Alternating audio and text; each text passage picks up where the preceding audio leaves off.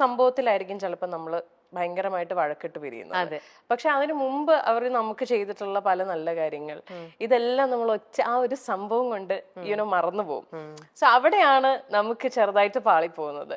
എത്രയോ നല്ല കാര്യങ്ങൾക്കിടയിൽ നമ്മൾ എന്തൊക്കെ പോസിറ്റിവിറ്റീസ് നമ്മുടെ ലൈഫിൽ സംഭവിച്ചു എന്ന് പറഞ്ഞാലും ഒരു നെഗറ്റീവ് സംഭവിച്ചാൽ ചിലപ്പോൾ നമ്മൾ അവിടെ സ്റ്റക്കായി പോകും. അത് ചെയ്യേണ്ട ആവശ്യമില്ല, അതങ്ങ് വിട്ടേക്കുക, ജസ്റ്റ് ഇഗ്നോർ ഇറ്റ്. അതേപോലെ ഇപ്പം ഈയിടെ എല്ലാവരും ഇൻസ്റ്റാഗ്രാമില് ഇതേപോലെ തന്നെ കടയിലേക്ക് എന്തോ ഒരു ഫോൺ കോൾ വരിക, എന്തോ മോശമായിട്ട് സംസാരിക്കുക, ആ ഒരു ഇഷ്യൂ അതെന്തായിരുന്നു ആക്ച്വലി അറിയാം? അത് ഞങ്ങൾ ഇതുപോലെ ഒരു ദിവസം കട ക്ലോസ് ചെയ്തോണ്ടിരുന്ന സമയത്ത് അറൌണ്ട് ഒരു 7 o'clock ടൈം ആയപ്പോ കടയുടെ നമ്പറിലേക്ക്, കടയുടെ നമ്പർ പബ്ലിക് ആണ്, കടയ്ക്ക് 3 നമ്പേഴ്സ് ഉണ്ട്, കോണ്ടാക്ട് നമ്പേഴ്സ്. അപ്പൊ അതിലെ ഒരു നമ്പറിലേക്ക് കോള് വരുന്നു. അപ്പൊ ഞങ്ങൾ എല്ലാവരും തന്നെയാണ് ആ സമയത്ത് കടയിൽ വർക്ക് ചെയ്യുന്നത്. അപ്പൊ ഞാനാണെങ്കിലും എന്റെ അസിസ്റ്റന്റ് വിജി ആണെങ്കിലും ഞങ്ങളുടെ ബാക്കി സ്റ്റാഫ് ടീം മെമ്പേഴ്സ് എല്ലാവരും, എന്റെ ബ്രദർ എല്ലാവരും ഉണ്ട്.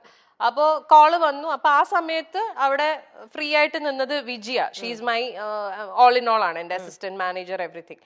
She also comes to the ഷോപ്പിലും ഹെൽപ്പ് ചെയ്യുന്നുണ്ട്. അപ്പൊ അവളാണ് ആ സമയത്ത് കോൾ എടുക്കുന്നത്. സോ അതൊരു നോർമൽ ഫോൺ നമ്പറിന്ന് വന്ന, മൊബൈൽ നമ്പറിന്ന് വന്ന കോള്. അപ്പൊ നമ്മൾ കസ്റ്റമർ ആണെന്ന് വിചാരിച്ച് എടുക്കുന്നു. എടുത്തപ്പോ ആദ്യം ആള് പറഞ്ഞത് ഞാനിങ്ങനെ ആര്യയുടെ ഫാനാണ്, അപ്പൊ ആര്യനെ ഒന്ന് കണക്ട് ചെയ്യാൻ വേണ്ടിയിട്ടാണ്. അപ്പൊ പുള്ളിക്കാരി പറഞ്ഞു ഇത് കടയുടെ ഒഫീഷ്യൽ നമ്പർ ആണ്, നമുക്ക് പേഴ്സണൽ നമ്പർ തരാനുള്ള പെർമിഷൻ ഇല്ല. സോ അപ്പൊ ആള് പറഞ്ഞു ഒരു വർക്ക് പ്രോജക്റ്റിന്റെ കാര്യം ഡിസ്കസ് ചെയ്യാൻ വേണ്ടിയിട്ടാണ്. ആൾ ഇംഗ്ലീഷിലാണ് സംസാരിക്കുന്നത്. ഭയങ്കര നല്ല ലാംഗ്വേജ് ആണ്. നമ്മൾക്ക് ഒരിക്കലും നമ്മൾ എക്സ്പെക്ട് ചെയ്യില്ല ലൈക്ക് ഇയാൾ ഇങ്ങനെ ഒരു ട്രാൻസിഷനിലേക്ക് മാറുന്നുള്ള നമ്മൾ എക്സ്പെക്ട്. ഭയങ്കര നല്ല രസമായിട്ടാണ് അയാൾ സംസാരിച്ചുകൊണ്ടിരുന്നത്.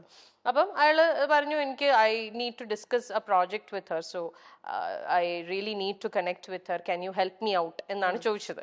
അപ്പൊ പുള്ളിക്കാരി പറഞ്ഞു ഈ പറഞ്ഞ പോലെ നമുക്ക് പെർമിഷൻ ഇല്ല നമ്പർ തരാൻ. ഞാൻ സാർ എന്നോട് ഡീറ്റെയിൽസ് പറയൂ, ഞാൻ ആര്യ മാമുമായിട്ട് സംസാരിച്ചിട്ട് എനിക്ക് നമ്പറും തന്നോളൂ, ഓക്കെ ആണെങ്കിൽ ഷീ വിൽ കോൺടാക്ട് യു എന്ന് പറഞ്ഞു. Okay then that is fine, അങ്ങനെ മതി. അതിനു മുമ്പ് please do me a favour, ഒരു മെസ്സേജ് പാസ് ചെയ്യണം, pass a message on behalf of me to her. അപ്പൊ ഷീ സെഡ് ഓക്കെ സാർ പറഞ്ഞോളൂ. ഇത്രയും പറഞ്ഞപ്പോ പുള്ളിക്കാരി അത് സ്പീക്കറിൽ ഇട്ടു. ബിക്കോസ് ഞാൻ അവിടെ ഇരിപ്പുണ്ടല്ലോ, അപ്പൊ ഞാൻ ഡയറക്റ്റ് കേട്ടോട്ടെ, പിന്നെ she doesn't have to fill me in. അതുകൊണ്ട് പുള്ളിക്കാരി അപ്പൊ തന്നെ സ്പീക്കറിലിട്ടു.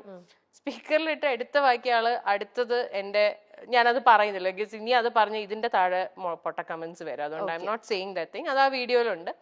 എന്റെ ഒരു പ്രൈവറ്റ് പാർട്ടിനെ കുറിച്ച് അയാളൊരു എടുത്ത വായിക്കൊരു കമന്റ് അടിച്ചു. അത്രയും നേരം വളരെ നല്ല പലരും, ഞാൻ ഇതിന്റെ ഒരു വീഡിയോ ചെയ്തിട്ടു.